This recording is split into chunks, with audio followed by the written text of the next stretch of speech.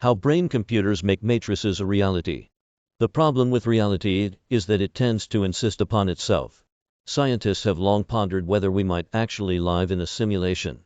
But that doesn't change our experience. If we're in the matrix, it's a very convincing lie. Which brings us to the obvious question. Is it even possible for humans to live inside of a computer simulation? One way to answer that would be to build one of our own. If we could successfully trick a human brain into thinking a computer-generated reality was actually base reality, it would act as a proof of concept for the idea that we could all be living in a higher-level simulation. But building a conduit to a computer-generated reality is easier said than done. In order to convincingly pass off a fake environment as real, would need to tap directly into the brain and speak its language.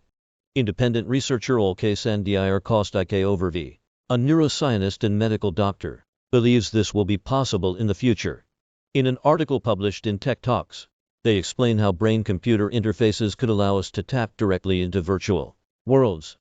As to exactly how the interface will allow us to live in a virtual world of our own choosing, Kostikov writes, the big idea here is, in essence, the packetizing of human brain activity.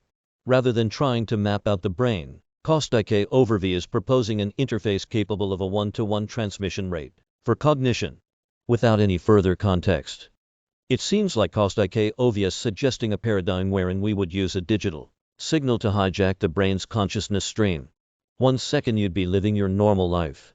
The next you'd be fully immersed in a synthetic world that's as convincing as reality.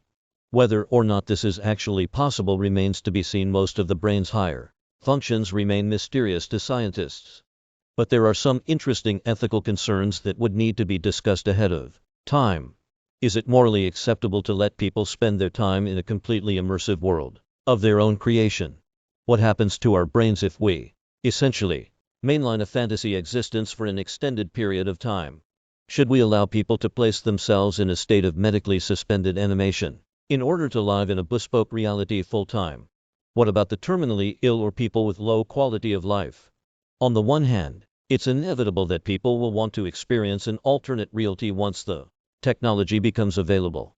But on the other, what happens to the human species if we all collectively decide that our fantasy realities are better than the real thing?